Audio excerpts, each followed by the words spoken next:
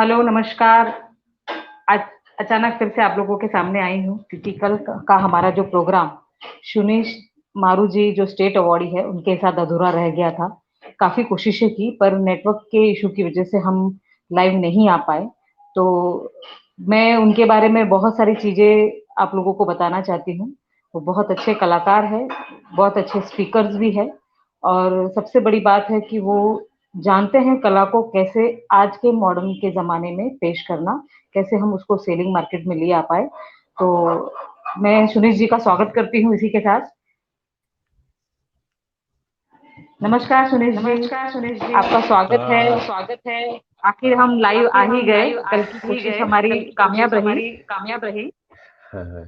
हाँ, शिल्पा आपके जी विषय में और मैं विषय में मैं लोगों को कहना लोगों को कुछ कहना कुछ सुनाना चाहती हूँ कि सुनाना चाहती सुनीश हूँ मारू जी कि की सुनीश मारू जी जो की जो जो आर्ट को जो लेके जीवन आर्ट शैली को लेके कैसी जीवन रही। शैली कैसी रही। तो आप जी, विस्तार से तो बताइए, हम आप सुनेंगे। विस्तार से बताइए, हम सुनेंगे। तो नमस्कार शिल्पा जी, आपको नमस्कार। भी नमस्कार और मेरे सभी शिल्प गुरुओं को भी नमन वंदन और उनका अभिनंदन। नमन। इसके पहले कि मैं कुछ अपने बारे में और मेरी सहयोगी मेरी पत्नी सुधा मारू के बारे में बात करूं, मैं इन चंद पंक्तियों से अपनी शुरुआत कर रहा हूं कि तुम दीप जलाते रोज रोज बुझ जाते हैं। तुम दीप जलाते रोज रोज बुझ जाते हैं। मैं ऐसा दीप जलाता हूं जो आंधी में भी जला करे। वाह। विश्वास नहीं तुमको पथ पर। एक्चुअली ये मेरे सब हस्तशिल्पियों के बारे में मैं जो बात कर रहा हूँ, हर शब्द हम्म। के अंदर गहराई है कि विश्वास नहीं है तुमको पथ पर, तुमको मंजिल का ज्ञान नहीं, हर छाया में रुक जाते हो। ये छाया जो शब्द है, ये सुविधा है। ये जो कोई फ्री की जो कोई बात आती है, तो हर छाया में रुक जाते हो। सह सके कभी तूफान नहीं, मैं ऐसा पथ बनाता हूँ जिस पर मंजिल भी चला करे। मैं उसको नेह लुटाता हूँ जो मानवता का भला करे। मैं ऐसा दीप जलाता हूँ जो आंधी में भी जला करे। वाह, बहुत खूब। तो बहुत खूब। बहुत। शिल्पा जी, मैं सुनीश मारू, जेम स्टोन कलाकार। पिछले 30 सालों से मैं और मेरी पत्नी, हम लोग जेम स्टोन की पेंटिंग्स के अंदर एक एक हम्म। नई तरह की शैली को हमने शुरुआत की थी और उसको आज जिस मुकाम पे पहुंचाया है, हम्म। हस्तशिल्प के क्षेत्र के अंदर एक खूब बड़ा आंदोलन के रूप में जेम स्टोन पेंटिंग आई। और अच्छा। हस्तशिल्प के अंदर अच्छा। मेरे ख्याल से ऐसा कोई शोरूम नहीं होगा, ऐसा कोई कारपोरेट ऑफिस नहीं होगा कि जहाँ पे ये हमने हमारा आर्ट नहीं पहुंचाया। अब बिल्कुल। ये जेमस्टोन पेंटिंग क्या है? सबसे बड़ी चीज ये है कि चित्रकला अक्सर होती है कि पेपर के ऊपर, कैनवास के ऊपर, कांच के ऊपर, ब्रश से होती है, कलर से होती है, वाटर कलर से होती है, वेजिटेबल कलर से होती है, एक्रेलिक से होती है। ये दुनिया भर की, ये हम्म। पूरे पूरे आज बरसों से, जब से हमारी प्रकृति बनी है, तब से ये काम हो रहा है। बिल्कुल। हमारी अपनी पेंटिंग दिखने में तो पेंटिंग कहलाती है, और जो जानते हैं इस शिल्प को, दिखने में दूर से ये पेंटिंग कहलाती है। लेकिन इसमें हम्म। कहीं पेंट नहीं है, कलर नहीं है, ब्रश नहीं है, और फिर अच्छा। भी ये पेंटिंग है। और दूर से देखने में इसका जो आभास है, वो ऐसा लगता है कि बिल्कुल जैसे वाटर कलर से बना रखी है या कैनवास से बना रखी है। एक्चुअली बहुत बढ़िया। इस कला को यदि हम कोई बात करें, तो ये कचरे से कंचन की कला है। ओह। ओह। अब कचरे से मेरे कंचन मेरे लिए मतलब नया क्या है। है कि एकदम नया सब्जेक्ट है। इसे हमने जब शुरुआत किया था तो लोगों को भी आश्चर्य हो रहा था कि क्या संभव है। जयपुर और हम्म। खासतौर से राजस्थान, ये हम्म। रत्नों की खान है। यहाँ पे बिल्कुल। पहले 84 रंग और 84 तरह के रंग के कलर के स्टोन होते थे। आज कम से कम हम्म। 400 कलर के इसमें स्टोन्स होते हैं। तो अच्छा। उन रत्नों का जो उपयोग होता है, वो हम्म। सबको मालूम है कि उससे ज्वेलरी बनती है। आप लोग मालाएं पहनते हैं, ईयर रिंग्स पहनते हैं, अंगूठी पहनते हैं, सब चीजें ये अपनी जगह, ये एक बड़ा कॉमन सा उसका उपयोग है। दूसरा उपयोग बिल्कुल। इसका ये है कि हम बड़े स्टोन को लेते हैं, उस पर कार्विंग करते हैं, वो भगवान की मूर्ति या अलग अलग शिल्प बनाते हैं। हमारे यहाँ पे भी काफी अच्छे आर्टिस्ट हैं जो जेम स्टोन के टुकड़ों के ऊपर कार्विंग करके उसका एक शिल्प बना लेते हैं, वो पूरे एक बिल्कुल। सिंगल पीस को। यदि हम उनको कहें कि आपको इसमें 10 कलर के स्टोन मिक्स करना है, तो वो संभव नहीं है, क्योंकि एक स्टोन को एक केवल कार्विंग होती है और उसका एक ही कलर होगा। अब इन बिल्कुल। जेम स्टोन से हमने वो पेंटिंगें बनाई हैं कि आपको लगेगा कि इसमें 40 कलर लगाने हैं तो हम 40 कलर मिक्स कर सकते हैं। 100 कलर मिक्स ओह करना है तो हम ओह 100 कलर की पेंटिंग्स बना सकते हैं, 10 कलर मिक्स करना, सिंगल कलर बनाना है तो सिंगल कलर की भी पेंटिंग बना सकते हैं। सिंगल कलर अच्छा बनाना is very tough, single colour की पेंटिंग्स वेरी टफ है। तो पिछले 30 सालों से हम रंगीन रत्नों के टुकड़े से उनको हम छोटे छोटे ग्रेन्स करते हैं, बड़े बड़े टुकड़े होते हैं, उनको छोटे छोटे पीसेस करते हैं, उसको फिर वॉश करते हैं, फिर एसिड में गलाते हैं, फिर जैसे शक्कर का दाना और राई का दाना होता है, चावल का दाना होता है, दाल का दाना होता है, ऐसे अलग अलग अलग उसको हम लोग चलनियों से छान के उसको इकट्ठा कर लेते हैं। और ये सारे जो है ये प्राकृतिक ओरिजिनल स्टोन्स हैं, कोई उसको डाई नहीं है, कलर नहीं है, पेंट नहीं है, जो जिस कलर में है। तो सबसे बड़ी ओह तकलीफ ये होती है कि यदि उनको हरे कलर में हमको 4 शेड देना है तो 4 अलग अलग तरह के हरे स्टोन चाहिए। ओह तो, ओह तो इमरल्ड हो गया, फिर हम्म हमें रेड एवेंचुरिन हो गया। तो ऐसे हम्म जितने स्टोन होंगे, जितने कलर होंगे, जितने शेड होंगे, उतने हमको स्टोन चाहिए। लाल हो गया तो लाल में हमको 10 शेड चाहिए, तो 10 कलर के अलग अलग स्टोन चाहिए। तो दैट इज वेरी अच्छा डिफरेंट डिफिकल्ट कि हमको all part of the world जहाँ से जो कलर मिलता है स्टोन वो हम इकट्ठा करते हैं, मंगवाते हैं और उससे फिर हम लोग शुरू करते हैं। तो ये पेंटिंग कंसेप्ट एक शुरू होता है। और इसमें जो हम लोग स्टोन जो जो यूज करते हैं, जिस तरह के जो वैरायटी है, उसके अंदर अपन हम्म माणक, पन्ना, नीला, amethyst, citrine, garnet, peridot, blood stones, aventurine, हम्म quartz, jasper, lapis, turquoise, onyx, sodalite, जितने हम्म तरह के मेलागाइट्स, टारगराइज, जितने तरह के स्टोन जो जानते हैं स्टोन के बारे में, वो सारे हम्म स्टोन्स हम लोग यूज करते हैं। और जब अच्छा यूज करते हैं और उसको जब हम पेंटिंग बनाते हैं तो मैं एक छोटा सा आपको ब्रोशर दिखाऊं कि ये पेंटिंग्स बनी हुई है वाओ ना। ये अभी इनमें केवल स्टोन है, इसमें और कुछ भी नहीं है, मुझे लगता है इन केवल केवल सवा स्टोन्स सौ हैं। करोड़ की these जनता में जनता में 80% केवल लोगों को स्टोन्स नहीं हैं, पता 80% लोगों होगा। को नहीं पता होगा। और ये स्टोन के हम लोग टुकड़े टुकड़े यूज करके इसको काम करते हैं। अब जब पेंटिंग का हमने शिल्प शुरू किया तो हम्म पेंटिंग अपने आप के अंदर एक एक नायाब चीज रही। अच्छा, फिर दूसरी सबसे बड़ी बात ये कि जब आप हम्म बाकी पेंटिंग बनाते हैं तो कैनवास या पेपर को या क्लॉथ को उसको आप सामने रखते हैं और ऊपर से उसको ब्रश करते हैं। बिल्कुल दिस इज द पेंटिंग। ये रिवर्स बनती है ग्लास या ट्रांसपेरेंट शीट के पीछे से। अच्छा अच्छा, हम लोग इसको जब रिवर्स बनाएंगे पीछे यहाँ पे, हम्म तब ये फ्रंट हम्म पे कुछ दिखेगा कि हमने क्या बनाया है। तो जब बनाते हैं तब मालूम नहीं होता है कि आप कितना अच्छा बना रहे हैं, कितना खराब बना रहे हैं, उसमें शेड क्या आ रहे हैं, उसके अंदर प्रैक्टिस यदि चाहिए। हमने कोई बनी ठनी बनाई है तो उसके भाव क्या आ रहे हैं, यदि हमने उमर हम्म खयाम बनाया है तो उसमें लव सीन के भाव क्या आ रहे हैं, कोई एंग्री यदि हमने दिखाया है किसी को तो उसके तो भाव हम सब रिवर्स वर्किंग है। और इट कांट बी रिपेयर्ड। यदि एक बार हमने कुछ चीज बना दिया तो उसको हम ठीक नहीं कर सकते कि ऊपर से हमने इसको ब्रश लगाया और ठीक कर दिया। ओहो तो बहुत कठिन है फिर तो। ये बड़ी टिपिकल और कठिन विधा है जिसको हम हम्म लोगों ने मिलके, मैंने और हमारी पत्नी सुधा मारू, वो भी खूब अच्छी आर्टिस्ट रही है, बचपन से शौक रहा है, हमने उसको फिर प्रोफेशनली टच दे के हम लोग इसमें आ गए। तो बहुत बढ़िया अब इसको देखें, क्योंकि क्या होता है हमारे यहाँ पे जब ये कैसे, अब इसको इसका कंसेप्ट कैसे आया। यदि आप कभी साउथ गए होंगे या गोवा जाते हैं या साउथ में कहीं जाते हैं तो वहाँ समुद्र हम्म से कोड़ियाँ निकलती है ना, कोड़ियाँ देखी अच्छा होगी या सीप निकलते हैं। उन सीप को वो हम्म लोग क्या करते हैं, जमा देते हैं, कभी उन्होंने कुछ आकृति बना दी, कभी फ्लावर बना दिए। तो हमको ये कंसेप्ट लगा कि जब वो लोग कर सकते हैं तो हम अपने रंगीन टुकड़ों को हम क्यों नहीं यूज कर सकते हैं। बिल्कुल तो वो एक दिमाग में एक बात आई और इस रंगीन टुकड़ों से हमने पहले फ्लावर बनाए, फिर बर्ड्स बनाए, फिर वो एक बड़ी लिमिटेशंस थी, फिर हमने कांच के पीछे रिवर्स करके इस चीज को बनाया। अब जैसे ही हमने इसको कई माध्यमों से इसका उपयोग किया और कई शोपीस फिर इसको हमने चालू किया है। तो रंग, पेंट और ब्रश का इस्तेमाल करते करने का पूरी दुनिया कर रही थी, हमने इसको बिना इस्तेमाल किए ये एक चीज हम्म बनाई।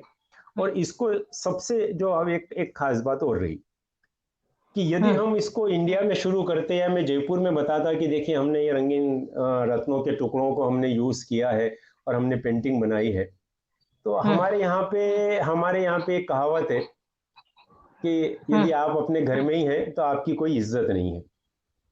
अच्छा, अब जब आपने बता दिया किसी को तो अच्छा अच्छा ये तो क्या वो वेस्ट होता है उसका आपने चूरे का बना दिया, अरे क्या फर्क पड़ता है ना। सही बात हमने इसको 14 साल तक, 13 साल तक जब बनाना शुरू किया तो हम सबसे पहले हमने मार्केट ही ढूंढा कि हम बाहर इसको यूएस में हमने इसको इंट्रोड्यूस किया।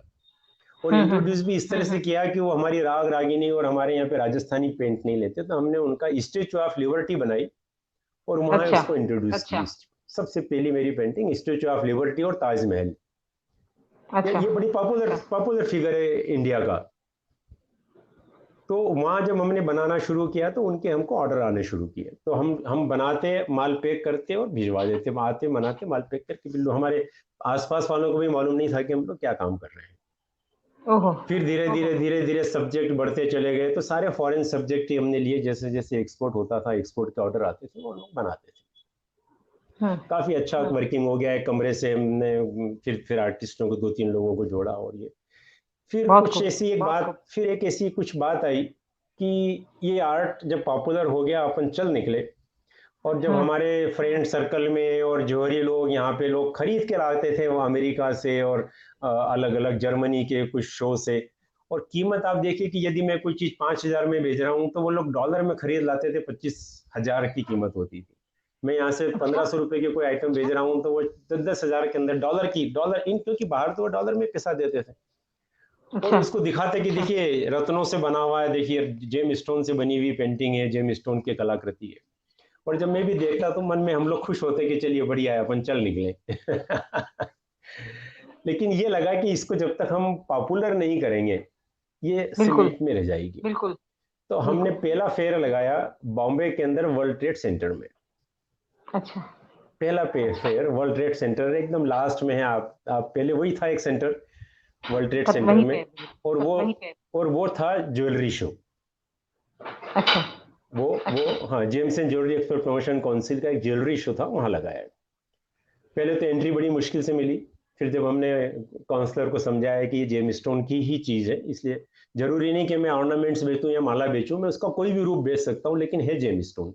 तो हमने पहले सारे जेम स्टोन डिस्प्ले किए, माणा, पन्ना, नीला वगैरह, ऐसे करके मैंने करीब करीब 100 तरह के जेम स्टोन डिस्प्ले किए, और वहां हमने अपनी पेंटिंगें लगाई। तो अधिकांश लोग को लगा कि ये यहाँ पे जेम्स एंड ज्वेलरी शो के अंदर जहाँ पे ऑर्नामेंट्स बिकते हैं, अंगूठियां और मालाएं बिकती हैं, करोड़ों रुपए का हार बिकता है, यहाँ पे ये पेंटिंग क्यों लेके आ गए। तो पहले दिन तो ये लगा, आपको भी आश्चर्य होगा कि ऐसा ऐसा क्या है यहाँ पे, ज्वेलरी मैं शो वही में सोच पेंटिंग रही हूँ कैसे आ गई। कि रिस्पॉन्ड क्या तो पहले दिन तो लोग समझ नहीं पाए। फिर दूसरे दिन कुछ जर्नलिस्ट आए, उन्होंने मजाक मजाक में पूछा कि सर ये आप यहाँ पेंटिंग लेके क्यों आ गए।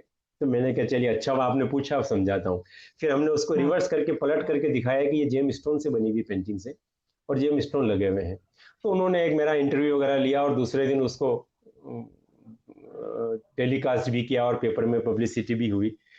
उनको बाकी के दिन में बोर्ड लगाना पड़ा कि gem stone paintings available on the counter number so and so. और जो पॉपुलरिटी मिली लोगों ने, आपको मैं पिक्चर दिखाऊंगा, फोटो है, मतलब 10-10 पेंटिंग इकट्ठे करके हाथ रख के खड़े हो गए कि सर ये मेरी है, ये मेरी है, ये लेडीज और जेंट्स, और जो भीड़ इकट्ठी हुई काउंटर पे। और फिर जब वहां से ऑर्डर मिलना शुरू हुए, फिर हमने दिल्ली ट्रेड फेयर में, दिल्ली सजावट मेले में, और फिर ट्रेड फेयर में हमने इसको इंट्रोड्यूस किया। अब इंट्रोड्यूस कर लिया, लोगों के रिस्पांस आने लगे, माल हमारा हमें चाहिए, तो हमने अब आर्टिस्ट कहाँ से लाएं, क्योंकि आर्टिस्ट तो इसमें ट्रेडिशनल थे नहीं।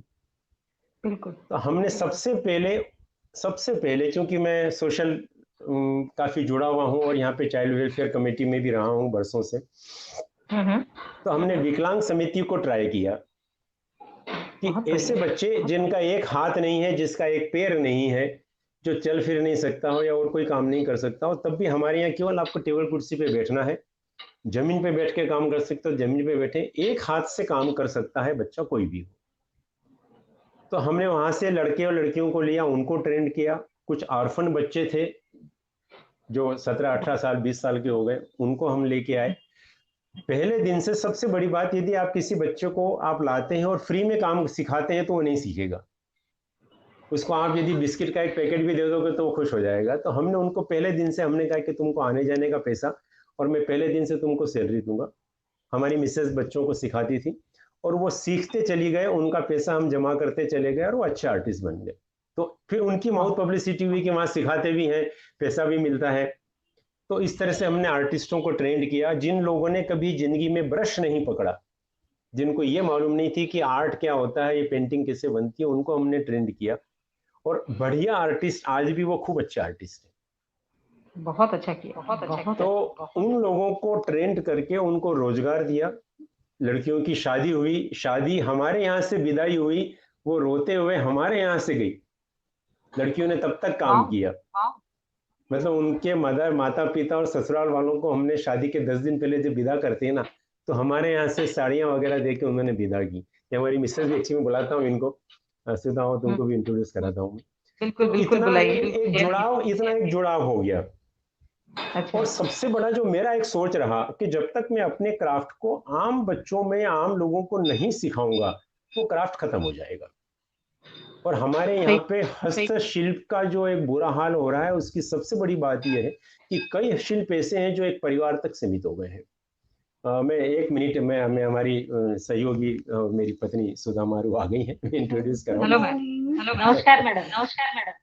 तो आपकी काफी तारीफ करते हैं और आप बहुत सौभाग्यशाली हैं जो आपको आर्टिस्ट हस्बैंड मिले। ऐसे बहुत कम होता है, हमेशा विपरीत होता है, एक आर्टिस्ट होता है, एक कमर्शियल या फिर बिजनेस पर्सन होता है। नहीं, मैं तो मैम अपनी सेंट्रल गवर्नमेंट की जॉब छोड़ के और मैं इस फील्ड में आया हूँ, तो मुझे तो सहयोग नहीं मिलता तो आगे नहीं बढ़ पाते थे। बिल्कुल तो बिल्कुल। अभी और भी आप मैं देखिए, क्रोशिया की एक बहुत नामी लेडी है, वो हमारे यहाँ सीखने आई। दो अच्छा लेडी सीखने आई, खूब खूब अच्छी, वो आध्यात्मिक गुरु भी हैं और वहाँ पे म्यूजिशियंस भी हैं, खूब अच्छा उनका नाम है बाद में। लेकिन जब जिस तरह सीखने आई, उन्होंने हमें हम्म, गुरु बनाया और बराबर वो मेरे को हर बार हम दोनों का नाम इंट्रोड्यूस करती हैं। अभी उन्होंने एक पेंटिंग बनाई, उसमें हम लोगों को सीखते हुए और हमको गुरु बताते हुए कि भाई मैं इनसे सीखी हूँ। खूब अच्छी उन्होंने लक्ष्मी जी की पेंटिंग बनाई। तो अच्छा विदेशों से भी लोग सीखने आए और हमने उनको सिखाया है। तो अभी तक अच्छा करीब करीब आप ये समझिए कि 20 सालों में हमने ऑन पेपर 2,500 से 3,000 बच्चों को ये आर्ट सिखा दी है। अच्छा 2,500 से 3,000 बच्चों को जो कर रहे हैं, जिन्होंने काम किया वो आगे काम कर रहे हैं, जो नहीं कर रहे हैं वो सीख गए। लेकिन इस आर्ट को हमने बढ़ावा दिया। और आज भी जब मुझे कभी लंबा कोई ऑर्डर मिलता है कि मुझे 10,000 पीस चाहिए और मेरी कैपेसिटी एक महीने की 5,000 ही है, तो मैं, वो बच्चे आज भी जुड़े हुए हैं बिजनेस से भी। उनको मैं अपना, मैं 200 तुम दे दीजिए, 200 तुम दे दीजिए, 200 तुम बनाइए, और हम अपना उस ऑर्डर को पूरा कर लेते हैं। बहुत तो अच्छा है, बहुत आर्ट अच्छा भी है, चल इससे रहा है, बहुत रोजगार अच्छा है। बिजनेस भी चल रहा है, रोजगार भी चल रहा है। और उनके यहाँ पे अपने आप तीन चार लोग और उनके यहाँ बैठे हुए हैं। तो एक ये पूरा हम्म जो एक सर्कल है। तो हम ये नहीं हम्म। कह सकते हैं कि भाई हमारे आर्ट को हम कैसे प्रमोट करें, कैसे बढ़ाएं, मैंने कहा मार्केटिंग मेरी है, मैं ऑर्डर ला के देता हूँ, काम आप करो। बिल्कुल तो उस तरह से हमने हमने अपना क्राफ्ट बढ़ाया। अब मैं 2 मिनट में अपनी बात खत्म करूंगा अपने बारे में। अब पेंटिंग्स, केवल पेंटिंग पे यदि जिंदा रहते तो आप पेंटिंग हम्म, कितनी खरीद लेंगे? कोई बिल्कुल कारपोरेट हाउस ले लीजिए या आप ले लीजिए, तो आप पेंटिंग एक बार खरीद ली, दो खरीद ली। तो हमने उसमें फिर चेंज लाना शुरू किया। अच्छा हमने हाउस होल्ड की चीजें बनाई। हमने समझ लीजिए कोस्टर सेट बनाए, तो कोस्टर का ऊपर का टॉप जेम स्टोन पेंटिंग का बना दिया, बाकी वुडन का हो गया। पेन स्टैंड हम्म बनाया, वो जेम स्टोन के पीस लगा दिए। ट्रे बना दी, उसमें जेम स्टोन लगा दिया। घड़ी बना दी, उसमें जेम स्टोन लगा दिया। तो हमने यूटिलिटी आइटम के साथ साथ कारपोरेट गिफ्ट के अंदर जेम स्टोन शुरू किया। बहुत अच्छा और किया। की हैंगर्स, और मतलब देखिए, जब तक आप इनोवेशन नहीं करेंगे आप अपने क्राफ्ट को नहीं बढ़ा सकते हैं। तो आज एकदम मेरे परफेक्ट। पास में कम से कम 300 से ज्यादा वेराइटी जेम स्टोन में है। Items, item wise, paper weight से लेके आप अच्छा चाहे जो चीज मांग लीजिए वो जेम स्टोन में दे सकता हूँ। 25 रुपए का पेपर वेट जेम स्टोन में दे दूंगा। आपको 100 रुपए का आइटम चाहिए तो मिल जाएगी, शादी की गिफ्ट चाहिए तो मिल जाएगी, कारपोरेट गिफ्ट चाहिए तो मिल जाएगी। मैं मेरे लोगों पास को में यही डेढ़ लाख सुझाव रुपए, दूंगी 1.5 लाख रुपए तक के आइटम्स हैं। कि आप और सब कुछ भी में गिफ्ट खरीदे तो उसमें एक बार जरूर सोचे कि इसमें हैंडीक्राफ्ट हमारे बजट में आता है तो वही ले। इससे हमारे कला को बढ़ावा मिलेगा। आप देखिए कि हमने गिफ्टों का कंसेप्ट चेंज कर दिया। अच्छा अभी तक लोग मार्केट की रेडीमेड वो मोमेंट वो लाते थे, कप्स वगैरह या शील्ड और वो चीजें।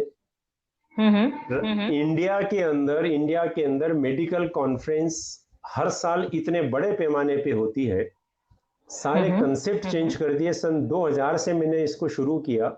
सारी मेडिकल कॉन्फ्रेंसेस के अंदर, चाहे वो जयपुर में हो, बॉम्बे में हो, अहमदाबाद में हो, बेंगलोर में हो, गुड़गांव में हो, चंडीगढ़ में हो, कहीं भी हो, जेम स्टोन की गिफ्टें जानी शुरू हो गई। नया हम्म कंसेप्ट उनको मिला।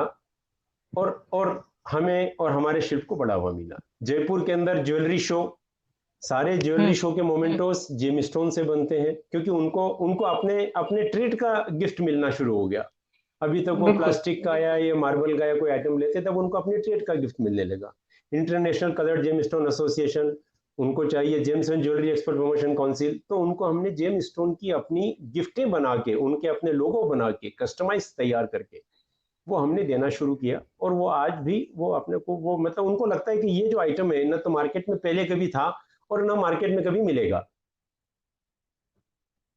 तो आप चली गई हैं, तो इस तरह मैंने से फिर आप पे हमने फोकस रखा है। इसको कारपोरेट गिफ्ट के अंदर भी हम लोग ले आए। तो ये एक ऐसी चीज है कि हमारे शिल्पकारों को ये होना चाहिए कि आप जो काम कर रहे हैं उसमें आप कितना इनोवेशन कर रहे हैं।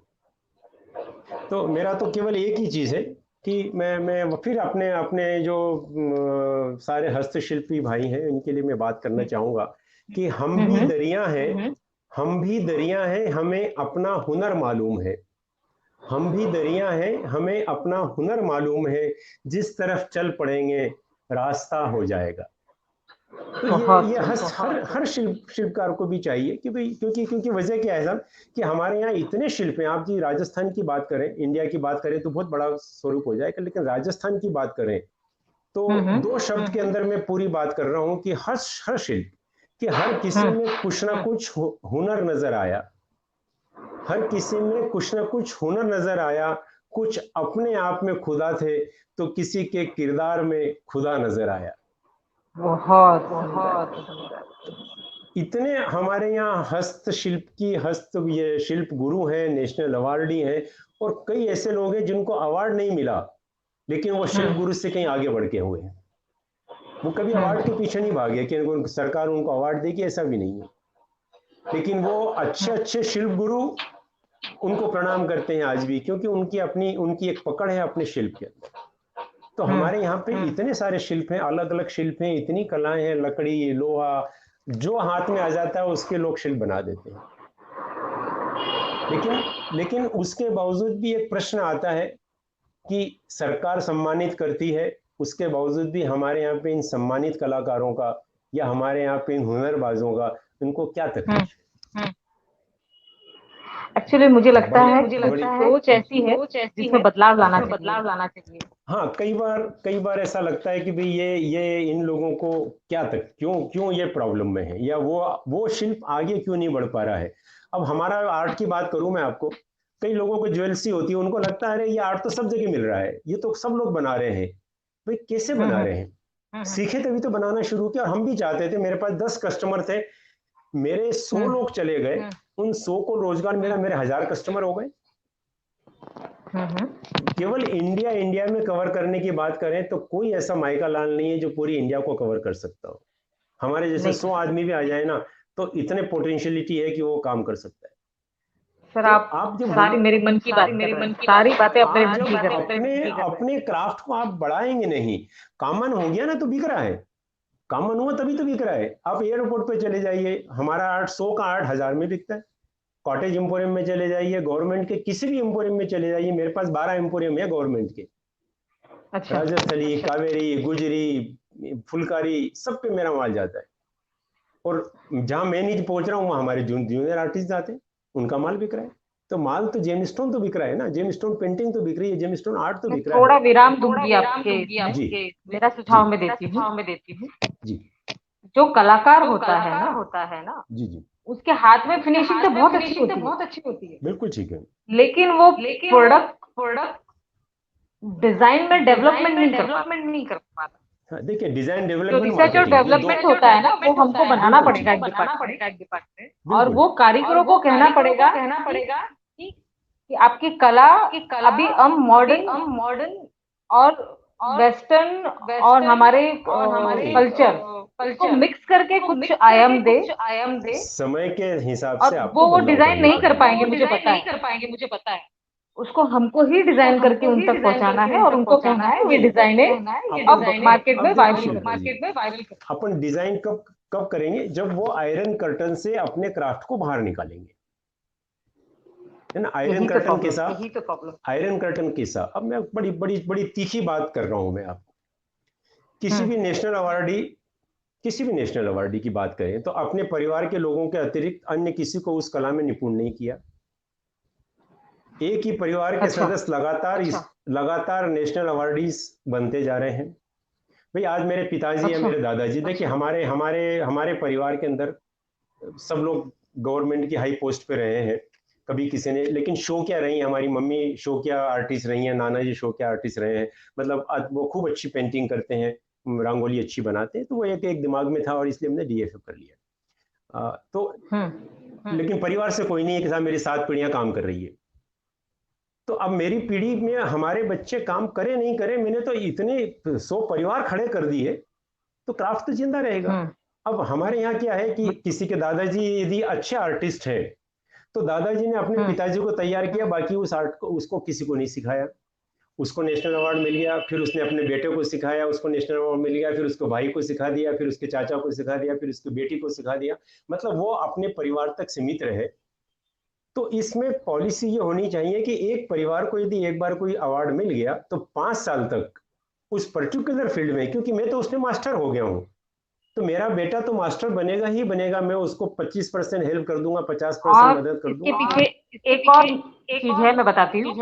जरूरी नहीं है कि कलाकार का बेटा कलाकार ही हो, डॉक्टर का बेटा डॉक्टर ही हो, इंजीनियर का बेटा इंजीनियर ही हो। हाँ, लेकिन वो क्राफ्ट एक जब सामने 2 मिनट आता दीजिए है। मुझे इस चर्चा को मैं लेती हूँ। मैंने जी देखा है पिता या वो आर्टिस्ट खुद बनाता है जी और वो उसका एक वीडियो बनाकर खुद उसके बेटे को नेशनल अवार्ड घोषित करवाता है, हो रहा है ना, जबकि बेटे को कुछ नहीं आता। ये भी नेशनल देखा है। अवार्ड में।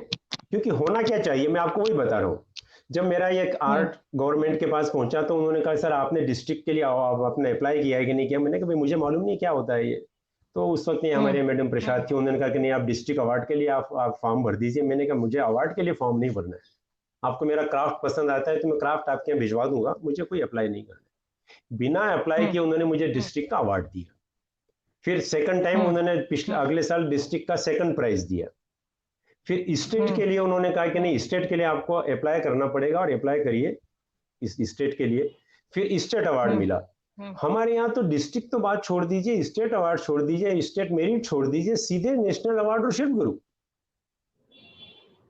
तो आपने कोई स्टेज तो पार ही नहीं की है, और वो भी फिर एक ही परिवार के लोगों को। तो बाकी अच्छा, चूंकि वो आर्ट यूनिक है और कोई बना नहीं रहा है और कोई सीख नहीं रहा है, तो मेरा बेटा या मेरे परिवार के लोगों को तो नेशनल अवार्ड हर बार मिल जाएगा। और फिर मेरी अप्रोच हो गई है कि किस तरह से नेशनल अवार्ड लेना है, किसको मुझे कांटेक्ट करना है ना, मुझे कहाँ ये तो बहुत सेटिंग सारी करनी चीज है, मुझे कहाँ ट्यूनिंग करनी है, किसको मुझे पैसा देना है या नहीं देना है, वो अलग बात है। बहुत बहुत चीजें हैं वहां पे। आप देखिए, मैं हकीकत बता रहा हूँ, जो नेशनल अवार्डी हैं, जो शिल्प गुरु हैं, एक एक बाबुओं से उनका परिचय है। उनको ये मालूम है कि आज मीटिंग कब होने वाली है, आज कौन बैठने वाला है वहां पे। भाई शिल्प गुरु मिल गया, आप वहां क्यों बैठे हुए? आपका क्या काम है अब यहाँ पे, है ना? उनके थ्रू उनको काम करना है, क्योंकि वो लोग मीडिएटर हो गए। नेशनल अवार्ड कैसे मिलना है, आपका आगे अप्रोच किसको करनी है, किससे बात करना है, बड़ी विडंबना है। मैं सबकी बात नहीं कर रहा हूँ, लेकिन वहां पे दिल्ली के अंदर कम से कम एक ही बातचीत हो गई है। तो जिनको मिला है उनको उनको मैं आज भी प्रशंसा करता हूँ, खूब अच्छा आर्ट है। लेकिन मेरा उनसे निवेदन एक ही है कि उस आर्ट को आप आम जनता में, मैं चाहता हूँ कि मैं सीखूं, मैं नहीं सीख पाता, मुझे सिखाइए, नया आर्ट सिखाइए, क्या दिक्कत है? क्यों आप आयरन कर्टन में कर रहा है? और दूसरे, यदि कोई अपने परिवार के बाहर के लोगों को यदि अवार्ड मिलता है तो खुशी होनी चाहिए। तो ये खूब बड़ी विडंबना हो गई। जो आप कह रहे हैं वो हकीकत है कि बनाता कोई अवार्ड किसको मिलता है, मेरे को मिल गया, मेरी बेटी को मिल गया, मेरी पत्नी को मिल गया, मेरे भाई को मिल गया।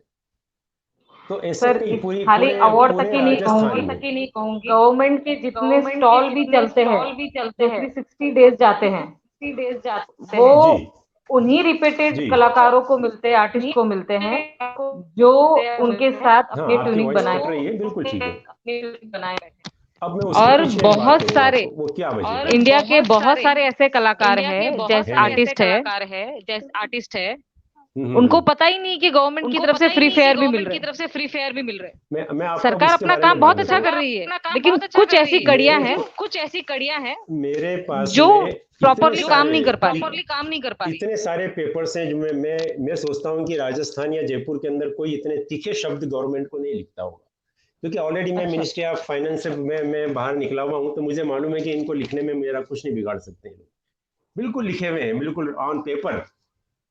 किन हम्म। सब्जेक्ट पे लिखे हैं अपन बाद में बात करेंगे। आप जिसकी बात कर रहे हैं, सबसे बड़ी हम्म। कमी है यहाँ पे डीसीएच हैंडीक्राफ्ट का एक कार्ड बनता है।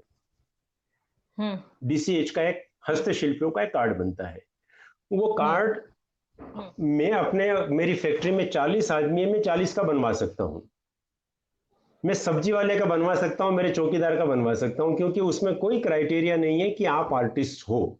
आप केवल लिख दीजिए कि मैं फलाना काम करता हूँ, मैं नहीं मार्बल का काम सर, करता हूँ, मैं थोड़ा पेंटिंग मैं का काम विराम करता दूंगी। हूँ। हमारे जी। यहाँ पर कैसा होता है, डीसीएड डिपार्टमेंट में वहां चले जाओ या उनको हमारे कैंप में बुला दो, आपको हाथों से डेमो करके दिखाना ही है। नहीं, पर हमारे यहाँ हमारे तो यहाँ नहीं ऐसे है ही दिख रहा है। ना। मैं आपको देखिए, यूपी कश्मीर के लोगों ने, दिल्ली के हम्म। लोगों ने 6 हम्म। स्टेट के कार्ड बना रखे हैं।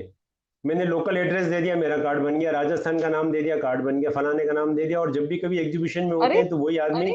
हाँ, मैं आपको मैंने प्रूव किया है, और ये मैंने लेटर लिखे हुए हैं।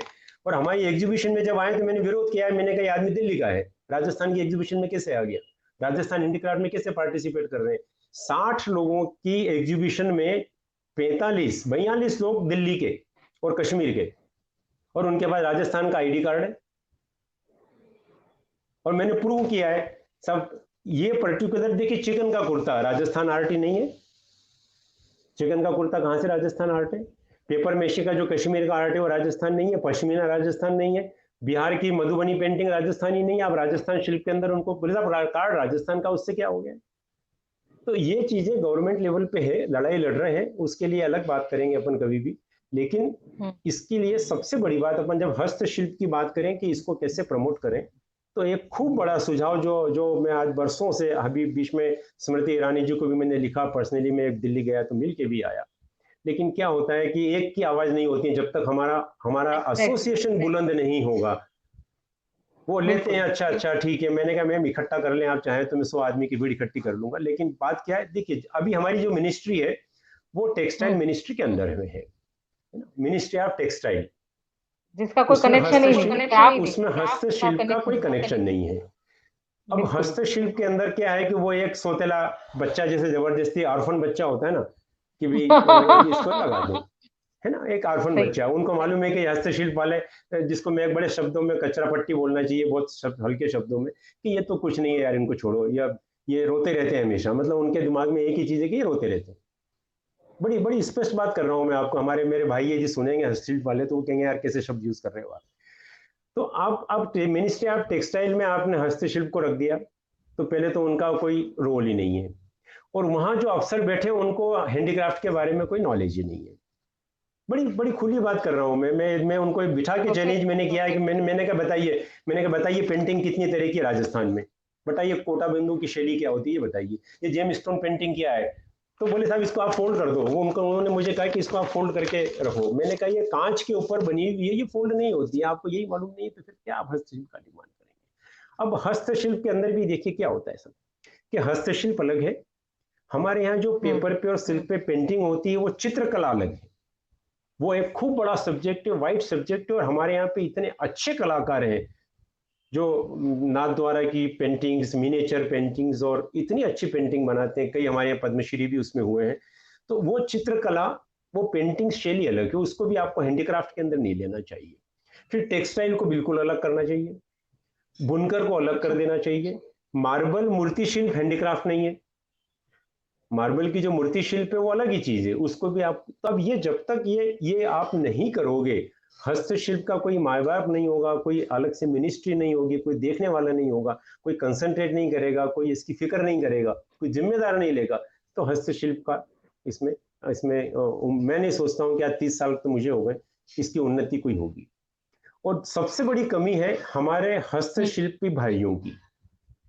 अब आप अच्छा। पूछेंगे या हमारे दोस्त लोग पूछेंगे भाई हमारी क्यों कमी है, हम्म। क्या हमारा कोई स्ट्रांग एसोसिएशन है, क्या हम होने एक ही नहीं प्लेटफॉर्म पे देंगे। कभी है कभी एक अरे प्लेटफॉर्म पे। हो, जो कर भी रहे ना तो उनको पहले ही देख लेंगे, शिल्पा जी क्या कर लेगी। तो जब क्राफ्ट आपका काउंसिल कोई क्या कर लेगी, जब आपका और दूसरा एसोसिएशन फलाना नहीं एनजीओ बनेगा, क्या कर लेगा, क्या कर लेगा? जो जब बन रहे आपका हैं एसोसिएशन उनको सहयोग कहाँ? जब आपका एसोसिएशन नहीं होगा तो आपकी हम्म आवाज नहीं है, और आवाज नहीं है तो कोई सुनने वाला नहीं है। मैं आपको एक चीज दिखाऊं, जब वेट लगा था राजस्थान में वेट और टैक्स फ्री है, 5% जब वेट लगा तो हमने इतने इतने कठोर शब्दों में उस वेट का मतलब विरोध किया। और यहाँ हमारे यहाँ के आर्टिस्ट, अरे सीएम के पास तो नहीं जाएंगे, सीएम से डर लग रहा है उनको, सीएम के यहाँ ये रिप्रेजेंटेशन देने में डर लग रहा था, सीएम से तो नहीं मिलेंगे, अरे खा जाएंगी क्या, हमारे हाथ में हुनर है तो कोई नहीं ले सकता है। लेकिन 5% वेट के लिए दस्तखत करने में लोगों को तकलीफ आ रही थी। और मैंने इसमें जो वर्डिंग्स लिखे थे, इसमें बिल्कुल स्पष्ट लिखा था उस वक्त भी कि यहाँ पे पहले भी, यहाँ पे क्या होता है हमारे हैंडीक्राफ्ट के अंदर, प्लास्टिक के आइटम, चाइना के हैंडीक्राफ्ट, तस्वीरें, रेडीमेड वस्त्र, नाइटी, स्लेक, सलवार सूट, महिलाओं के अंतर्वस्त्र विक्रय को बढ़ावा दिया जा रहा है हैंडीक्राफ्ट फेयर में। इसका विरोध क्यों नहीं कर सकते हो आप ऑन द स्पॉट? मैंने इसमें लिखा है कि जो आपने टैक्स लगाया है, ये टैक्स लगाया, ये यहाँ के जो कलाकार हैं उनकी आत्मा पे लगाया है, क्योंकि वो 100 रुपए की या 10 रुपए का कोई पत्थर है उसको 1000 रुपए का बनाता है, 100 रुपए का कोई मार्बल का टुकड़ा है उसको लाख रुपए का बनाता है, तो बाकी आपकी वैल्यू तो 10 रुपया है। एक छोटा सा पेपर लिया आपने सिल्क का, उसके ऊपर मिनिएचर पेंटिंग की तो 10,000 की हो गई। तो आपने टैक्स किस पे लगाया? 10 रुपए पे, 100 रुपए पे, या उस 10,000 की चीज पे? तो लगा किस पे? उसकी आत्मा पे। तो हमारे यहाँ के जो सेक्रेटरी थे बोले सर इस तरह के शब्द यूज करते हो, मैंने कहा बताइए कहाँ गलत लिखा है? बिल्कुल सही कह रहे हैं, बहुत कहाँ सही। गलत लिखा है? तो इसके लिए लड़ाई लड़नी पड़ती है, लेकिन होता क्या है, लोग दस्तखत कर देंगे और जब जाना होता है तो सब बिखर जाएंगे, नहीं नहीं मेरे को तो आज नहीं जाना है, मेरे को तो आज काम है। अरे भाई तुम अपने आर्ट से जिंदा हो यार, इनके भरोसे थोड़ी है सरकारी लोगों के। आपकी आर्ट थोड़ी, आपकी इसके कला, लिए आपका ज्ञान मैं कौन एक छीन ही लेगा?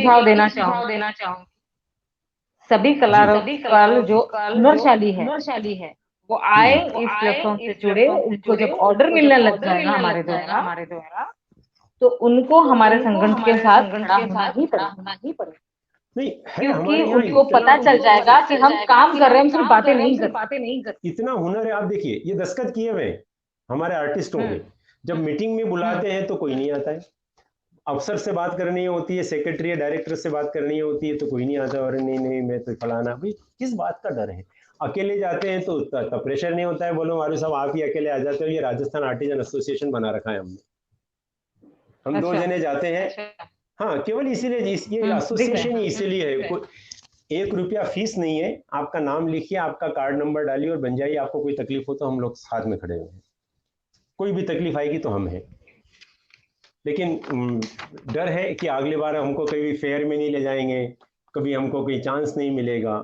मैंने वर्डिंग्स लिखे हैं इसमें कि अब वेट के माध्यम से उसकी मेहनत, मजदूरी, कारीगरी, कौशल और आत्मा पर वेट लगाना बिल्कुल भी न्याय संगत नहीं है।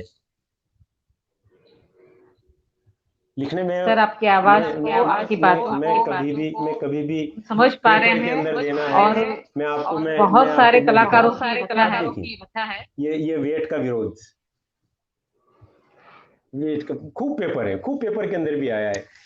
ऐसे ही चाइना मेड मार्केट, हम 5 साल से, मैं नागपुर में मैंने आगाज किया था कि जब तक, क्योंकि वहां पूछा उन्होंने कि भाई आप लोग, मैंने कहा साहब हमारे खुद गवर्नमेंट लेवल के ऊपर चाइना के आइटम को प्रमोशन दे रहे हैं, जब तक चाइना मेड आइटम पे गवर्नमेंट बैन नहीं लगाएगी, हैंडीक्राफ्ट पे, हस्तशिल्पी पे, तब तक हस्तशिल्पियों का भला नहीं होगा। तो वहाँ एक हमारे राजस्थान के बड़े बुजुर्ग कलाकार थे, वो लाख की चूड़ियां बनाते हैं, मेरे ख्याल से उनकी उम्र उस वक्त भी 80 साल की रही होगी। तो मैंने कहा कि चाचा आप बताओ आपको क्या तकलीफ है? तो उन्होंने कहा कि साहब लाख की चूड़ियां हम लोग हाथ से बनाते हैं, गरम गरम लाख को हम लोग पिघालते हैं, गरम करते हैं, गोल करते हैं, सफाई करते हैं, नगीने लगाते हैं, तब कहीं जाके वो चूड़ा बनता है। और उस चूड़े की कीमत फिर हमको लगती है कि भाई हमारी मेहनत की हमको 100 रुपए मिल जाए।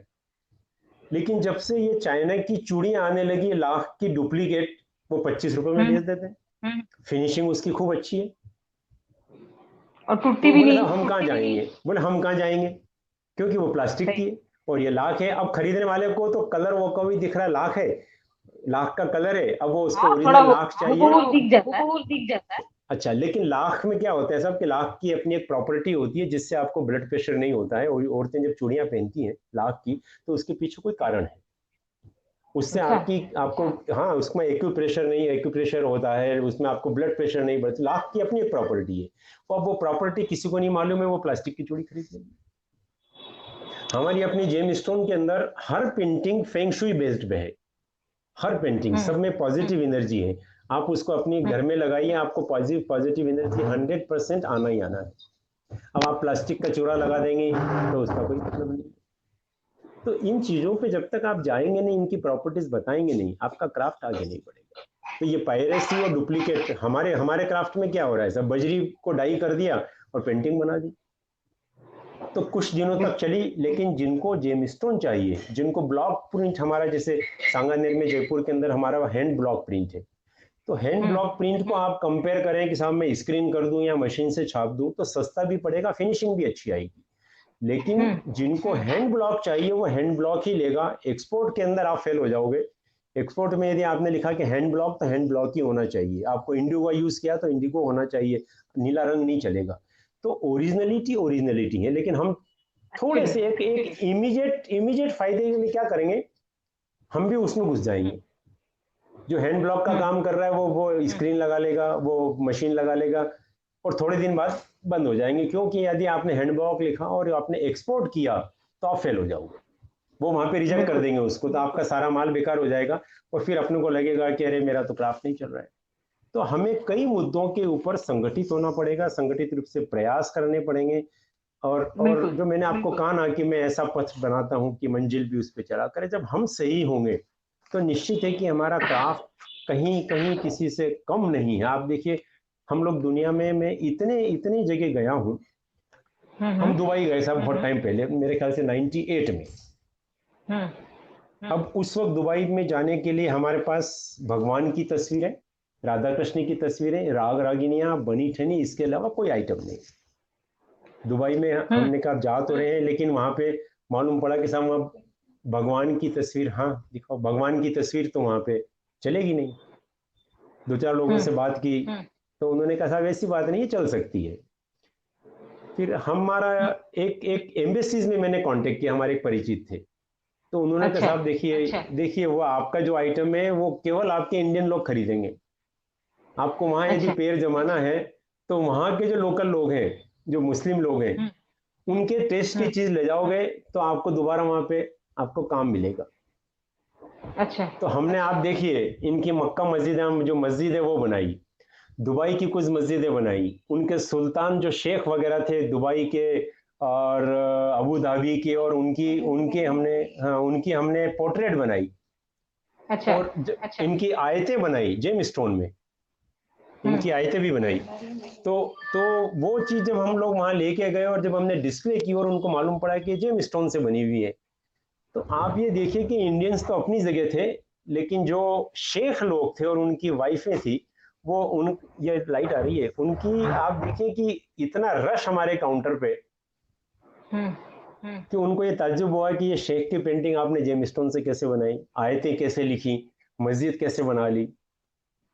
तो वहाँ के दो दो फेमस पत्र हैं, गल्फ न्यूज और खालिज टाइम्स, मतलब सबसे बड़े फेमस समझ। उनमें विद फोटोग्राफ और स्टाइल के साथ में उन्होंने हमारी न्यूज दी कि this is the miracle with the James stone. हमें वहाँ पे कस्टमर, हमें अपने वहाँ कस्टमर मिल गए, और वो हमने कहा आप कुछ भी दीजिए मैं आपके बना के पास दूंगा। इतना नॉलेज, इतना रिसर्च, इतना डेवलपमेंट डिजाइन को लेके, मुझे लगता है कि अगर मैं रोज 1 घंटा भी टेलीकास्ट करूँ आपका तो भी कम है, क्योंकि आपको शायद अंदाजा नहीं है हम 1 घंटा ले चुके हैं। 1 घंटा हो गया है क्या? तो कई हो चीजें गया। ऐसी है कि जब तक हम एसोसिएट नहीं होंगे, एक दूसरे के व्यू एक्सचेंज नहीं होंगे, हम नहीं होगा। अब देखिए, मैं आपको सिंगल कलर पेंटिंग की बात की थी, मैं आपको एक छोटी सी चीज दिखाऊं, सिंगल कलर पेंटिंग, ये जेम स्टोन में है। कुछ साफ दिख नहीं रही है, लेकिन आप ये चैट बॉक्स में इसका फोटो डाल देना। हाँ, मैं इसका फोटो डालूंगा। लोग देख हाँ, तो अब ये हमारी मिसेज, अब सिंगल कलर में पेंटिंग बनाना अपने आप में चलती है। तो मेरा एक ही चीज है कि जब तक हम लोग इस चीज को एक दूसरे को हम लोग सपोर्ट नहीं करेंगे, हम लोग मतलब बातचीत नहीं करेंगे, तो आगे हम लोग नहीं बढ़ पाएंगे। इसलिए ये चर्चा का विषय में लेके आई हूँ। मैं लोग आपको चर्चा में अपनी मन की बात कहे। मैं एक बात और आपसे बात करना चाहूंगा कि ये शिल्प और शिल्प का विकास क्यों नहीं हो रहा है। एक हमारा मुद्दा आया था। मैं एक बहुत छोटी सी बात कहना चाह रहा हूँ हमारे सभी शिल्पकारों को। खूब अच्छे आर्टिस्ट हैं, है ना, अवार्ड मिला नहीं मिला वो सेकेंडरी अवार्ड, लेकिन खुद अच्छे आर्टिस्ट हैं। उनका आर्ट क्यों नहीं आगे प्रमोट हो रहा है। मैं एक बहुत छोटी बात करूं, क्या उन्होंने कभी ट्रेड फेयर में भाग लिया जहाँ पे, और ऐसे फेयर में भाग लिया जो बाहर गए जहां उनको पैसा देना पड़ गया, जहां 2 लाख 3 लाख रुपए देना पड़ा, जहां 50,000 रुपए देना पड़ा, क्या कभी गए?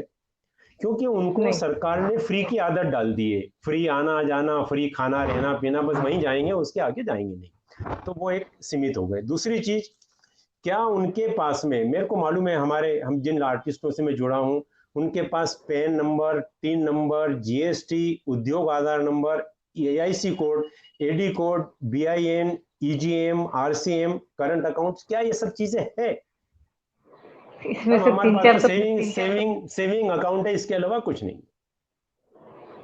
तो कैसे आप प्रमोट जागरूकता करने की नहीं, बात सोच रहे हैं? जागरूकता नहीं है, बिल्कुल आपके पास में जागरूकता आईसी नहीं। कोड नहीं है, आपके पास में ईडी कोड नहीं है, आपके पास पेन नंबर नहीं है, आप कैसे एक्सपोर्ट करोगे? होता क्या है फिर, वो लोग क्या करते हैं, बिचौलिए बीच में आते हैं, या हमारे यहाँ जबरदस्ती पे डालने पड़ते हैं। जो हमारे रिटेलर है वो बीच में आते हैं, है ना, यार ये बंद कर दो। वो कह देते हैं कि भाई अच्छा आप हमारा माल रख जाओ। आप देखिए हमारे यहाँ पे जयपुर के लोगों को खूब अच्छा अनुभव है, आर्टिस्टों को, मेरे साथ भी शुरू शुरू हुआ। बड़े बड़े शोरूम थे तो हमको लगा कि चले यहाँ फॉरेनर्स भी आते हैं, अपना माल रखते हैं। माल, हाँ सर रख जाइए, बहुत बढ़िया माल है, बिक जाएगा, है ना। रख गए, सब पेमेंट बोले ठीक है, आप एक आध महीने बाद ले जाइएगा। ठीक है, माल रख दिया। 1 महीना 2 महीना गुजर गए, तो बोले साहब ये रागी नहीं तो नहीं बिके, आप बनी ठनी ले आइए यार 50 पीस। आपने वो 50 पीस को अपने कारीगरों को, आर्टिस्टों को, अपना माल मजदूरी लगा के 50 पीस 10 पीस जो भी है वो आपने वहां पे रख दिया, है ना। भैया पहले वाले पैसे, यार वो तो माल बिका ही नहीं है, ये रख दिया। फिर महीने भर बाद गए तो बोले यार ये नहीं बिक रहा, आप तो मेरे को गणेश जी ला के दे दो यार, अभी गणेश जी की सीजन आ रही है, गणेश चतुर्थी, तो शायद वो बिक जाएगा। तो एक आम आर्टिस्ट बहुत भोला है, मैं आपको बड़ी साफ बात बोलूं, दिल से बहुत साफ है, उसको मेहनत करना आता है, उसको बढ़िया आर्टिस्ट बनाना आता है, लेकिन वो इन इन इन चालबाजियों में वो समझ नहीं पाता है कि मैं फंसता चला जा रहा हूँ उसमें। क्योंकि उसको केवल अपने काम से मतलब है, वो नई चीज जाके फिर रख देगा, फिर उसको लाख रुपए में से 10,000 रुपए मिल जाएंगे, 90,000 फिर अटके हुए, फिर वो लाख रुपए का माल रख देगा। तो उसका प्रमोशन, उसको मालूम है कि मेरी ये 1,000 की चीज वो 10,000 में बेच रहा है, पर चूंकि वो उसके पास मार्केट नहीं है, इसलिए वो फंसा जा रहा है। तो इसके लिए हमने कहा कि मार्केटिंग मैं करता हूँ, मेरी जिम्मेदारी है, आप मेरे को कचरा ला के दो, मैं बेच दूंगा आपका। और कई एग्जीबिशन में मैंने देखा है कि 5-5 दिन हो गए, यहाँ ट्रेड फेयर 15 दिन का है, 5 दिन हो गए बेचारे कि शाम को हम लोग मिलते हैं, बोले भाई साहब बिक्री, बोले नहीं हुई, बिक्री, बोले भाई साहब नहीं हुई। सर ये विषय बहुत बड़ा है, हम मेरे सारा कवर अपने नहीं कर काउंटर पाएंगे पे, अपने काउंटर पे क्योंकि मैंने उनका माल ला के बेचा।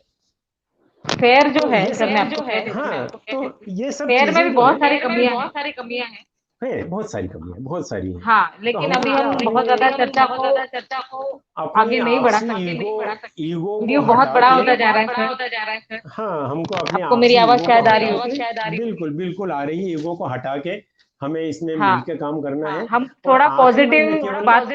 बिल्कुल मैं आपको पॉजिटिव केवल हाँ, 2 पंक्तियों में मैं अपनी बात खत्म कर दूंगा कि कदम बढ़ाओ तो मंजिल तुम्हारी है वरना, कदम बढ़ाओ तो मंजिल तुम्हारी। क्योंकि शब्द केवल केवल शेर नहीं है, ये एक एक शब्द के अंदर हमारे हर हर शिल्पी को एक आह्वान किया है कि कदम बढ़ाओ तो मंजिल तुम्हारी है वरना, जमाना कब किसी का इंतजार करता है, जमाना कब किसी का इंतजार करता है, जिसे यकीन है अपनी उड़ान पर दिल से, जिसको यकीन है अपनी उड़ान पर दिल से, फलक को ऐसा परिंदा ही पार करता है।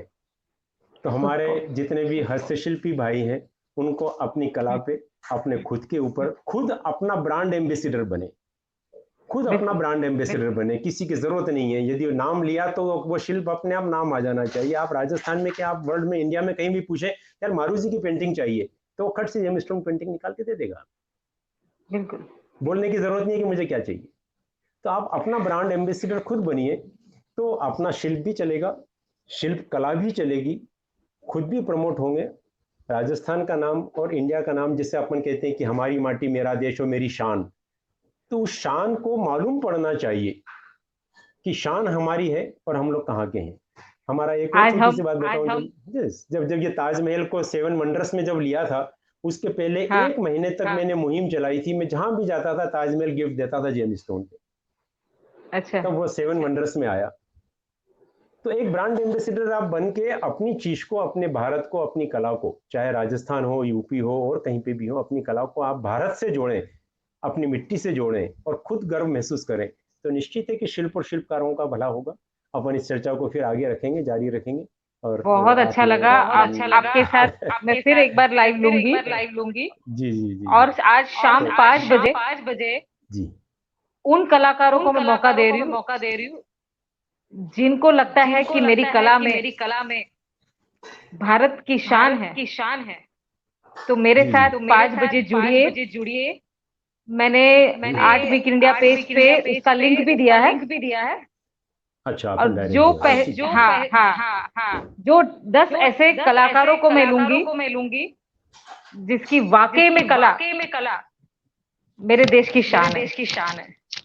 तो मैं इसी के साथ विराम दूंगी।